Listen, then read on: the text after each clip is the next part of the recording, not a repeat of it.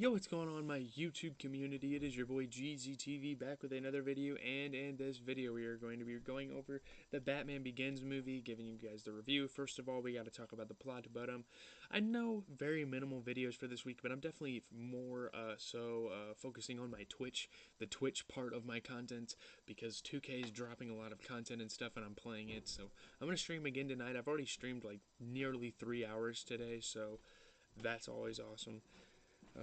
I'm getting close to getting Dark Matter Jammer in. If you guys were wondering what I was grinding, let me go over the plot of this movie and give you guys my very minimal thoughts. I don't have a lot of thoughts on this movie. It's kind of unfair to go through this movie right after watching The Dark Knight, but this is what Netflix had. I decided I gotta hype myself up for the new Batman movie, which I'm definitely watching this week, no doubt about it. But let's get into the plot. In Gotham City, young Bruce Wayne falls down a dry well and is attacked by a swarm of bats, developing a fear of them. Attending the opera with his parents Thomas and Martha, Bruce becomes frightened by performers masquerading as bats and asks to leave. Outside, Mugger Joe Chill murders Bruce's parents in front of him, and the orphan Bruce is raised by the family butler Alfred Pennyworth. Batman Begins. This is another. They like to show Batman's origin story a lot in the movies, which I definitely appreciate. And the more you watch these movies, the more you definitely become familiar with the story of Batman. You know, he's scared of bats. His parents got killed, and now he's raised by Alfred, and you definitely get that in the Gotham TV series as well, which, if I want to, I might get back into that soon, because that sounds very interesting right now. But anyways, 14 years later, Chill is paroled after testifying against mafia boss Carmine Falcone. Bruce intends to murder Chill to avenge his parents, but one of the Falcone's assassins does so first. Bruce's childhood friend Rachel Dawes berates him for acting outside the justice system, saying that his father should be ashamed. Rachel Dawes was in the other movie as well. Berates him for acting outside and saying that his father would be ashamed. After confronting Falcone, who tells him that real power comes from being feared, Bruce spends the next 7 years traveling the world, training in combat and immersing himself in the criminal underworld. In a Bhutan prison, he meets Henry Ducard, who recruits him to the League of Shadows, led by Ra's al Ghul. After completing his training in ninja methods and purging his fears, Bruce learns that the League knows about Gotham and, believing the city is beyond saving, intends to destroy it. Bruce rejects the League and its edict that killing is necessary, burning down their temple during his escape. Ra's is killed by falling debris, while Bruce saves the unconscious Ducard. That was when he was fighting all of those guys, and they tried jumping him and whatnot. Returning to Gotham, intent on fighting crime, Bruce takes an interest in his family's company, Wayne Enterprises, which is being taken public by the unscrupulous William Earl. Company archivist Lucius Fox, a friend of Bruce's father, allows Bruce access to a prototype defense technology.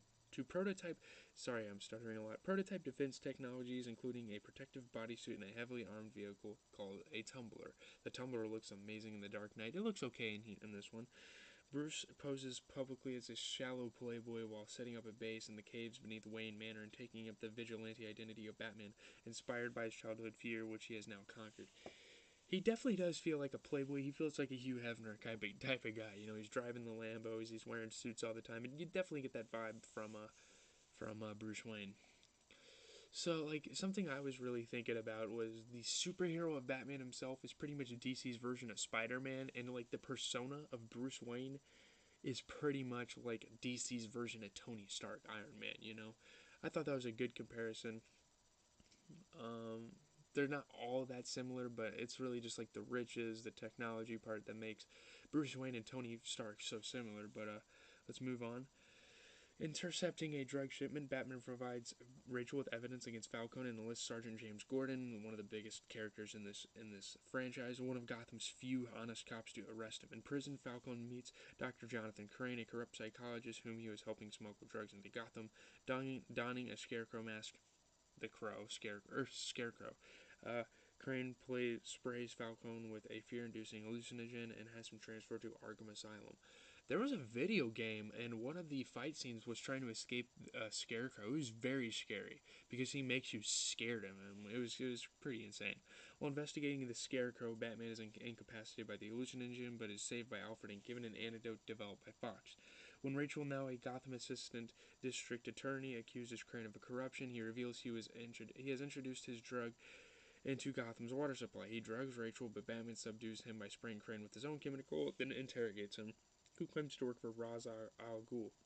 Batman evades the police by attracting a large horde of bats using a high-pitched sound to get Rachel to safety, administering her the antidote and giving her a vial of it for Gordon and another for mass production.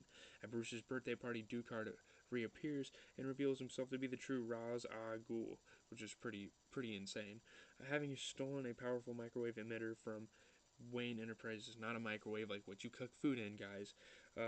He plans to vaporize Gotham's water supply, rendering cranes a drug airborne and causing mass hysteria that will destroy the city. He sets Wayne Manor aflame and leaves Bruce to die, but Alfred rescues him. Roz loads the microwave emitter onto Gotham's monorail system to release the drug at the city's central water source. Batman rescues Rachel from a drugged mob and indirectly reveals his identity to her, confronting Roz on the monorail as Gordon uses the tumbler's cannons to destroy a section of the track. Batman refuses to kill Roz, but chooses not to save him, gliding from the train as it crashes, killing Roz. So Batman didn't kill him, and that's why I compare him to Spider-Man, because he's really good hand-to-hand combat. He's pretty much unbeatable, and he doesn't like killing his enemies. A lot of heroes like actually killing their enemies, but Batman's not one of them. Bruce gains Rachel's respect and love, but she decides she cannot be with him now, telling him if Gotham should no longer need Batman, they can be together. Batman becomes a public hero, and Bruce reveals he has purchased a controlling stake in Wayne Enterprises, firing Earl and replacing him with Fox. Sergeant Gordon is promoted to lieutenant, shows Batman the bat signal, and tells him about a criminal who leaves behind Joker playing cards. Joker, of course. Batman promises to look into it. It disappears into the night, so Joker would... Crazy, because Joker would turn out to be the biggest villain in superhero movie history. In superhero history. Definitely the best villain. You can compare Thanos, one of Marvel's best, to him, but doesn't even come close. That's pretty much... I mean, I don't really have that much to say about the film. It was kind of a boring film. I didn't really enjoy it as much, definitely. Like, right after watching The Dark Knight, like I said earlier, it's not as exciting.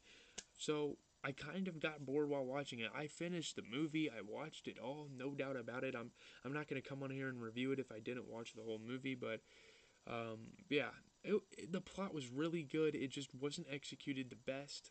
I thought it was cool. I mean, I think the movie's cool, but I don't think it's like great. I don't think it's great like The Dark Knight. Um, Christian Bale was the Batman in this movie, and he was the Batman for like 7 or 8 years. He was also the Dark Knight Batman, I think. Keaton was like the 90s Batman, like the Batman Returns and stuff like that. I think Christian Bale is the best Batman because he was a part of a lot of big movies.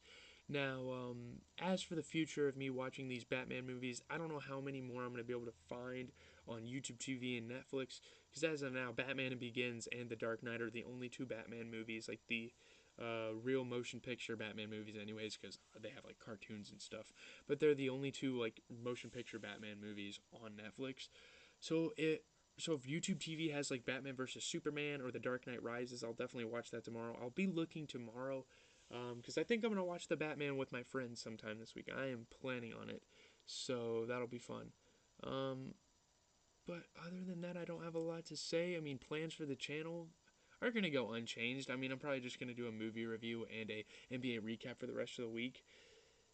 Should be sufficient. I'm not making Spider-Man videos anymore. I'm not making like weekly gaming series videos anymore. I don't think that's fun. When I want a game, I'm going to be on Twitch. So if you guys love my gaming content, I'm not going to do that much on this channel anymore. So just go check it out over there.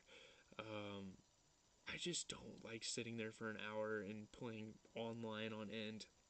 Doesn't seem that fun to me, but yeah, here in about 25-ish minutes or so, I'm going to be watching my sister play sectionals. Super sectionals. Sectionals, our high school basketball team, by the way, lost in sectionals. I'm just kind of rambling on here because I still have some time to talk, but watching a sectionals game, and then I'll probably be on Twitch later, streaming some 2K, playing with John Morant. It's going to be fun. And my KD 14 should be coming tomorrow. I don't know when my V-Lone Rodman shirt's going to be coming, but that's just some updates. I'll show you guys them when I get those both on stream sometime. But leave a like, comment, subscribe. As always, has been GZTV. I know I didn't talk about this movie that much, but hopefully you guys somewhat enjoyed the movie.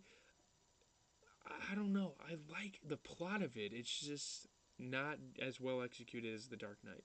I keep comparing those. They shouldn't be comparable. But yeah, have a good rest of your day. I actually have to write a fucking essay for engineering tomorrow because my teacher is a doofus.